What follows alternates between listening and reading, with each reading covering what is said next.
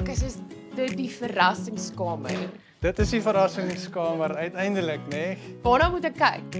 So, Marcel, hierdie tafel was 'n ou tafel wat ek by die skool gekoop het. So, die tafel is oorgedoen, blads afgehaal, planke is opgesaag, oorgebou en toe het ek vir julle 'n verrassingkie hier onder. Is jy gereed? Okay, ek is gereed. Alright, ek gaan hier begin en gaan ek vir jou oopmaak.